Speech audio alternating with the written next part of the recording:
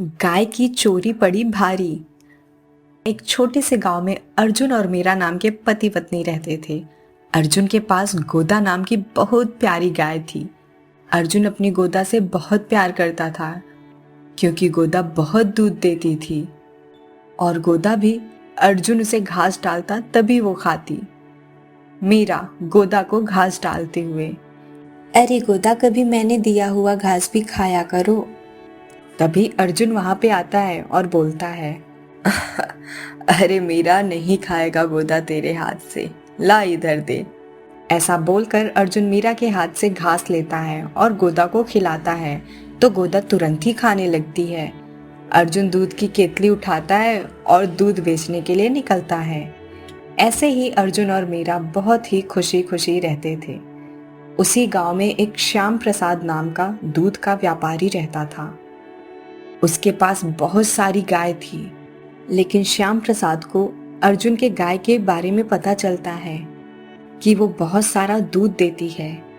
इस गाय को तो मेरी गौशाला में होना चाहिए था, मेरा व्यापार और बढ़ जाता।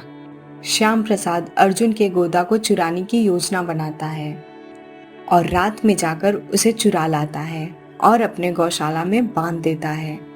श्याम प्रसाद गोदा को घास डालता है, लेकिन गोदा उस घास को नहीं खाती है। अरे ओ गाय, खा ना, तू खाएगी नहीं तो दूध कैसे देगी, और ऐसे तो मेरा व्यापार भी नहीं बढ़ेगा। फिर भी गोदा घास नहीं खाती तो श्याम प्रसाद पास में पड़ी हुई लकड़ी उठाता है और गोदा को मारता है।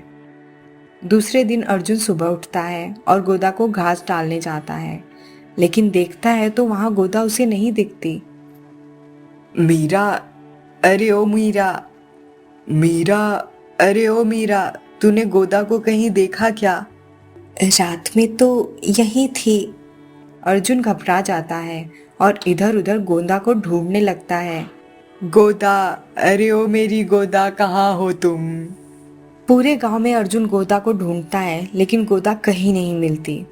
कुछ दिनों बाद गोदा के जाने के बाद अर्जुन के घर में पैसों की समस्या होने लगती है, तो अर्जुन पैसों की मदद मांगने श्याम प्रसाद के यहाँ जाता है।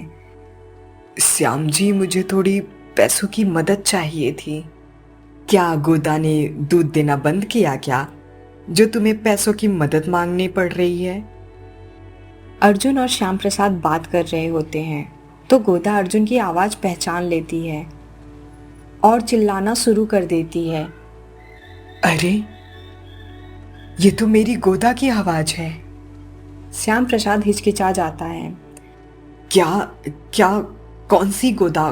कौन गोदा? यहाँ कोई गोदा नहीं है। तुम्हारी गौशाला में से मुझे मेरी गोदा की आवाज आ रही है। मैं क्या तुझे चोर दिखता हूँ? मुझे आपके गौशाला में एक बार देखने दो। यहाँ कोई गोदा नहीं है, चलो निकलो यहाँ से। तुम जैसे लोगों को यहाँ आने ही नहीं देना चाहिए। अर्जुन वहां से चला जाता है। मुझे यहाँ कुछ तो दाल में काला लग रहा है। क्या सच में श्याम जी ने मेरी गोदा को चुराया होगा? मुझे कुछ भी करके श्याम जी के गौशाला में से गोदा को देखना पड़ेगा। अर्जुन वैसे ही गांव के मुखिया के पास चला जाता है और मुखिया को सारी हकीकत बताता है। मुखिया जी और अर्जुन तुरंत ही श्याम प्रसाद के घर आते हैं। श्याम प्रसाद, अरे ओ श्याम प्रसाद। श्याम प्रसाद मुखिया जी और अर्जुन को साथ में देखकर डर जाता है। जी मुखिया जी, क्या हुआ? आप आज मेरे घर कैसे, वो भी इस अर्जुन के साथ? भोले बनने की कोशिश मत करो। अर्जुन ने मुझे सब कुछ सच बता दिया है। मुझे आपके गौशाला में अर्जुन की गोदा देखने दो। जी मुखिया जी, देखो ना, यहाँ कोई गोदा नहीं है। और वो सब उसके गौशाला में गोदा को देखने जाते हैं, लेकिन इतनी सारी गायों में अर्जुन अपनी गोदा को पहचान नहीं पाता।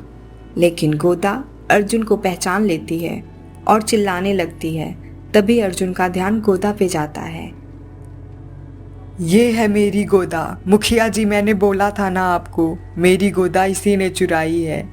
नहीं नहीं मुखिया जी, ये मेरी गाय है, ये झूठ बोल रहा है।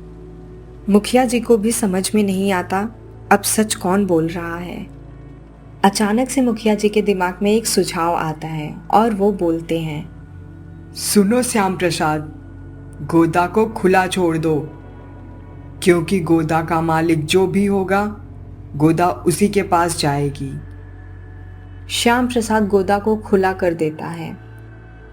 गोदा तुरंत ही अर्जुन के पास चली जाती है, लेकिन तभी गोदा को श्याम प्रसाद ने उसे मारा हुआ समय याद आता है और वो फिर से श्याम प्रसाद के पास चली जाती है। देखा आपने मुखिया जी, मैंने बोला था ये झूठ बोल रहा है, ये मेरी गाय है। उसी वक्त गोदा श्याम प्रसाद को मार पटकती है। वहां पर सब लोग ये सारा तमाशा देख रहे होते हैं। अब गोदा अर्जुन के पास जाती है। अर्जुन गोदा को पास लेता है और रोने लगता है। गोदा के आंखों में भी आंसू आ जाते हैं। इस तरह से अर्जुन को उसकी गाय यानी गोदा मिल जाती है। फिर अर्जुन हंसी खुशी गोदा को अपने घर ले जाता है।